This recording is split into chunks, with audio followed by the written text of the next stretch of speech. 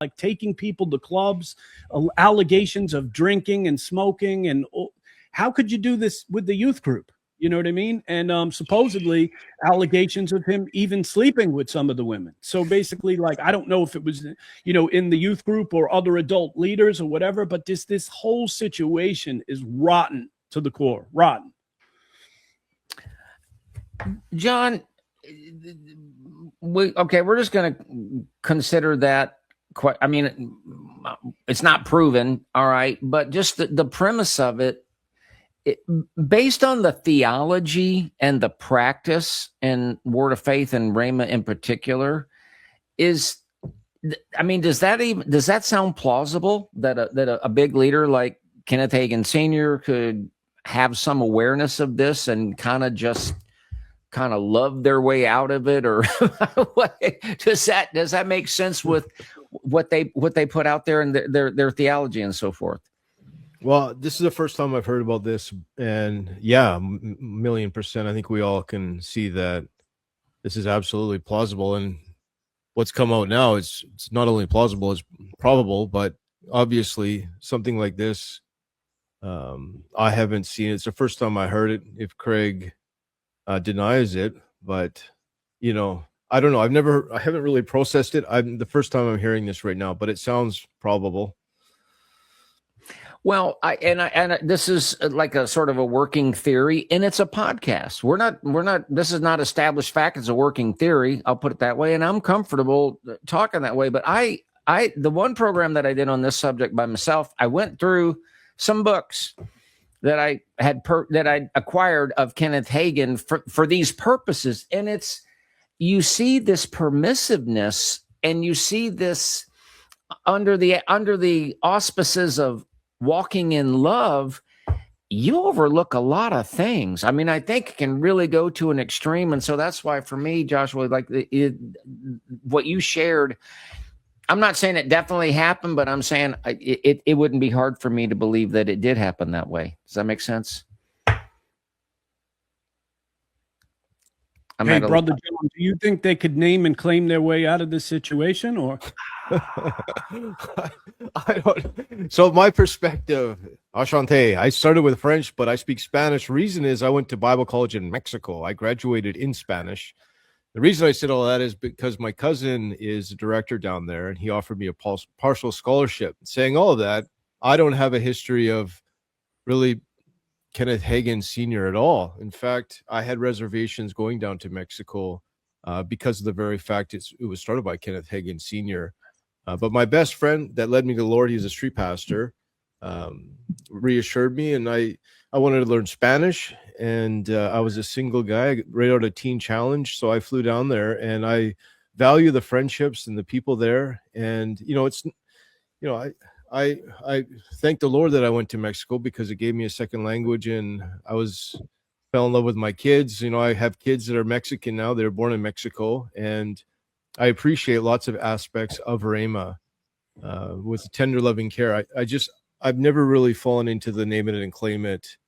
It just always never rang true to me because I have a strong foundation with the Bible. I have a lot of the scriptures memorized, and I'm Pentecostal through and through. Pastor David Wilkerson, Leonard Ravenhill, and I've never really been in. Even though I graduated, I've never been in the Word of Faith, prosperity, name it and claim it. I just always seemed very artificial to me. So that's my perspective on it. Do you guys want to look at the breaking news? Yes, I want to. Let's do that. Let's do that. Let's do that. Yeah. All right. And I still have one question in the toolkit, so let's look at the breaking and we news. can do that first. We don't have to look at the article, but we can do whatever you want. I'm going to ask a question. I didn't have to, right. but okay, guys, look, I got a few years on both of y'all. Okay. So I've been around. Fire was discovered when I was born already, and we had electricity, but I've been around a little bit longer. So if I go back to the 80s, I've said before, I didn't really grow up in church. And so when I was 20 years old, got saved, the radio was like my Bible college, my Sunday school, whatever. And so I heard Andrew Womack and Kenneth Hagin and Kenneth Copeland and R.W. Shambach and, Marilyn Hickey and a lot of those people. And some of them, I tried to listen to their 15-minute program every day. That went on for a while. But here's what I'm trying to describe. Please follow me if you would. At that time, word of faith, that might have been something you heard from time to time. But those guys were just teaching messages and preaching the Bible and preaching their, viewpoints on the Bible and whatnot. But, and so it could just inform the listener's Christianity. But I never thought of word of faith back in those days as something that are you ready for it? Join. Like you join the word of faith, or you are in the word of faith. But somewhere along the line, it did become something that you join or something that you become a part of. Isn't that, am I right about that? So basically, what happened? Okay. Do you want to No, you go ahead. You go ahead. I already said my piece. So there were two fires that came out of Tulsa. That's how I was there first to go to Oral Roberts for seminary. Right. Okay. And basically, so these guys had they had to pay for these huge campuses, both at Rhema and basically, and in Tulsa with ORU. And so basically, both him and Oral Roberts and Kenneth Hagin had to go on the road and do all of these fundraising campaigns. And now what happens is you go from having a local movement to it becoming national or apostolic. And so basically the word of faith ended up going throughout the United States. And now it became a movement and a network of churches. Okay. Right. Basically. And now we're talking about hundreds of churches. Actually, the largest church in the world today is a Word of Faith church. It's in Nigeria. It has 500,000 people that go to this church. Actually, the ground shakes on Sunday morning when people are walking to church from their villages to various places. So that's how it became a movement, because these guys had to raise funds. And in order to do that, they started going on around the world. Kenneth Hagin Jr. just got off a fundraising campaign where he was like in Laos, Cambodia, like remote places of the world to bring the word of faith message that Kenneth Hagin had, because he had a mandate from God to bring a message of faith to the body of Christ as a whole. And there are some good elements to that message of faith. Actually, in today's churches, we don't talk about faith at all in many aspects, right? So in some ways, we've gone to the other extreme, right? But basically, his message did unfortunately go to the extreme and turned into the prosperity gospel. I'm still asking my question. And so I guess now I'm going to throw to Brother John, but I'm serious. I want to hear what y'all think. So you talked, Joshua, you said stuff about like networks and movement and so forth. I'm just going to go there. The Catholic Church is all kind of problems with the Catholic Church, obviously, doctrinal, whatever. But the Catholic Church is everywhere, and it's got a lot of power. And worldwide, it's got a lot of money.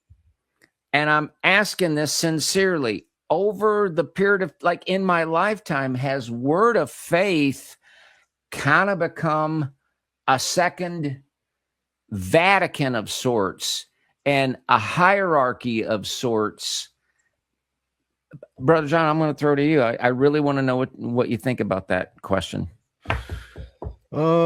Well, we had, first thing I thought about was Kenneth Copeland. So for an example, the Reformation, of course, the Reformers, starting with Tyndale and so on, one of the contention was indulgences, giving the Catholic Church money for a spiritual favor. And the first thing that pops into my mind is the $200 healing seed arthritis pills or offerings. And if you're new to this, your viewers, Kenneth Copeland teaches that he got a direct message from God that a special offering, a limited time offer, of course, for $200. If you have arthritis, this is a special offering. Yes. What? And you too can, well, I've done lots of the video. And so he's calling Isaiah 53, by his stripes you are healed, plus you're sowing for your arthritis medication, or you won't get arthritis.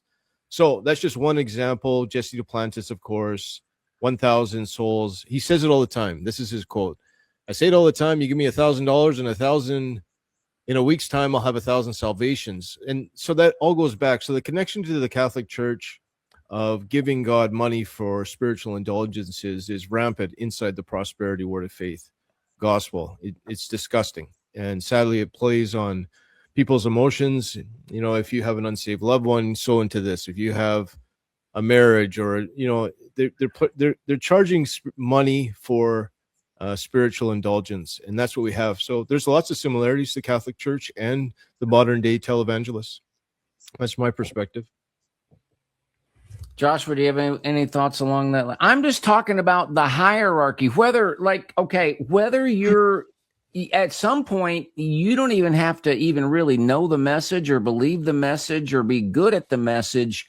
But if you can find a place in the hierarchy, Joshua, Simone, that hierarchy's gotten pretty big and pretty powerful and pretty wealthy, hasn't it, sir? Yeah, so basically, just like any situation, whether it's ORU, whether it's this situation, there's another big mega church that's right across the street from ORU. What happens is these turn into mega $1 million empires.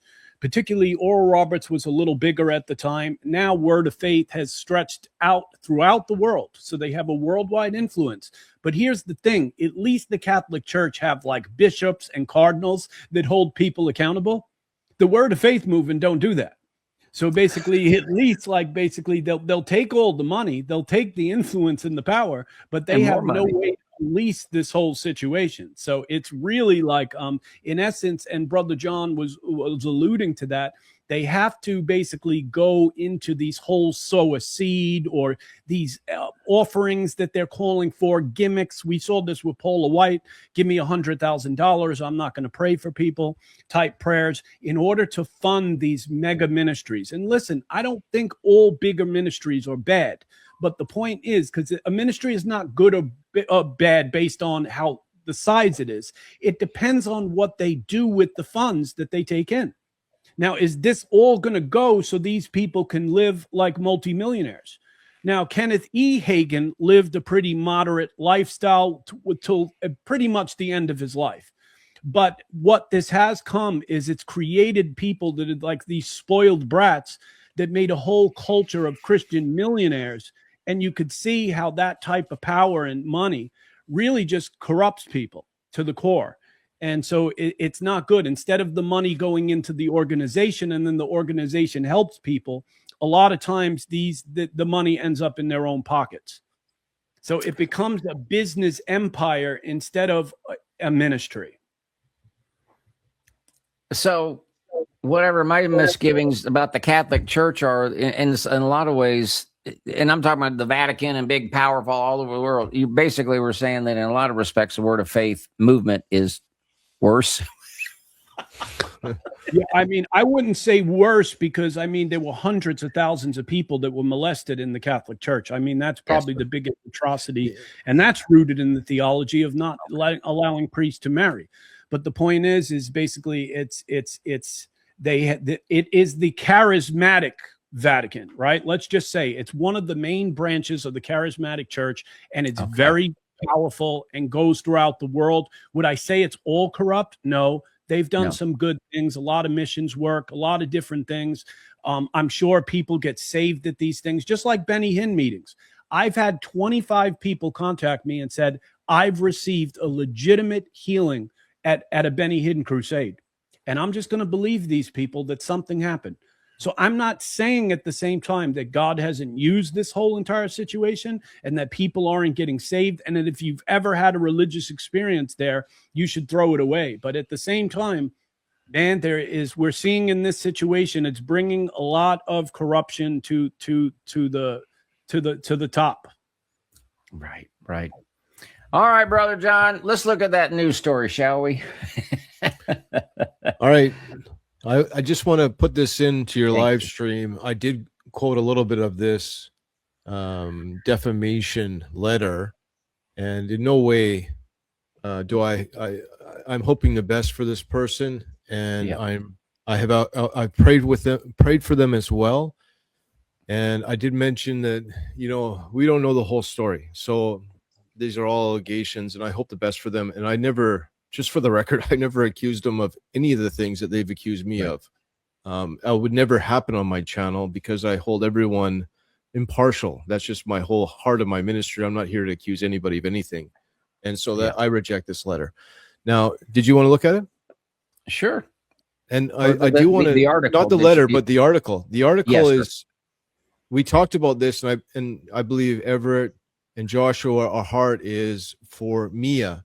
And so, for an example, this came out. This is the news that he has pled guilty. But let's go to Mia. This is the article. Your viewers are welcome to come and read the article. But right here, we have in May. This is Mia Hagin. This is Craig's wife. Yeah. Mia Hagin announced on social media that she and her husband were divorcing after 20 years of marriage. In a written statement to June of the Roy's report, so this is a legitimate letter that Mia has written. Right. She discovered her husband's infidelity in 2007 and reported it to her mother-in-law. 8 years ago, she said she discovered her husband had been dallying with prostitutes. And if this ever does prove true, he's innocent, of course, until proven guilty. But we're talking about sex trafficking. All right. These girls, a lot of them are forced into prostitution. I grew up on the streets, if you're new to my channel, and they got drug debts, and then they're forced into this type of sex trafficking. So if this proves true, this is just horrendously evil. Not only that, we're talking about different kinds of diseases that Craig, if this was true, and I'm not saying it is true, would bring home to Mia. So Mia also goes on to say, so I went to my mother-in-law the second time in person and told her that her son needs help. This is not just a man having an affair, Mia stated. This is your son paying for sex over and over again for years. Eventually, she confronted her husband. I asked him how many. Mia stated, he replied, this is according to Mia, more women than he can count. He could not give a number. This was a heart shattering for me, and the comment has replayed in my head for many years. Mia said her father-in-law failed to address the situation and labeled her a liar.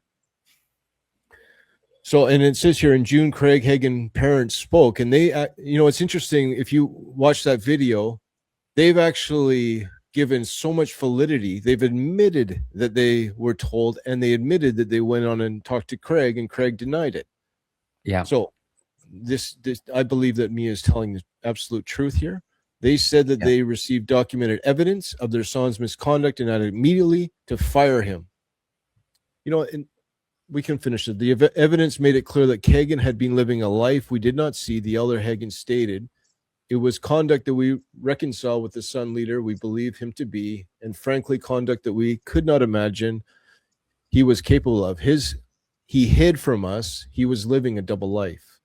Okay, right? let me interject real quick, John. Let me interject real quick. So if he was removed as a youth pastor all before this, so he already has one major public scandal on his record. Now allegations come to the surface years later. Wouldn't you believe whatever anybody came and said after he's already been removed for immoral behavior? But instead of taking the allegations really seriously, and that's a warning to the church right now, basically because they say that 92% of the people that come forward with stories of abuse, with stories that are going, whistleblowers that come forward, that have the courage to come forward, a lot of times, a matter of fact, a large majority of the times, they're telling the truth. We should believe them. So Craig already had a history of shady behavior. They come to her and they blow her off. This poor woman has been through just hell and back, and it didn't need to be this way. I'm going to make an observation. My thought process, the last question that I asked, the movement, the hierarchy, the power structure. But see, what we just read, to me, maybe that's why I think this way, because what's most important, getting the message out, teaching the truth, getting the Bible out there, or building this hierarchy and this system and the ministry. And obviously, if there's truth to what John just read to us from that article, it was more important to protect the institution, to protect the system. That was more important than the purity of the purity of the message of the movement or whatever. It's more important to protect the hierarchy and the structure. Is that making sense? That's the only way that I can look at it. Yeah. And you know what, Everett? It doesn't have to be both. You could take care of the people, and if you deal with these situations swiftly and right away, people will know you're a ministry of integrity, because we're going to have mistakes in the church. These things are going to. Y'all, it is just getting started, folks. We got some road work coming up, and so it gives me a little more impetus to say, if you'd like to support the program, you can do so by going to ohioforfreedom.com. You can click on our donate page, and PayPal is there to assist your desire to stand with this work. Our bank card, Visa, MasterCard, Discover, American Express, Zelle. Thank you to our Zelle our supporters. Ohio for Freedom, P.O. Box 344, Mason, Ohio, for snail mail. And we're going to call this a night. Thank you so much for being with us. So until next time, God bless you. God bless your family. God bless state of Ohio, the United States, which is celebrating the 250. Whew, hard to believe, but here we are. And we send our greetings to friends all over the world. Good night, y'all. I hear the sweet sound of freedom.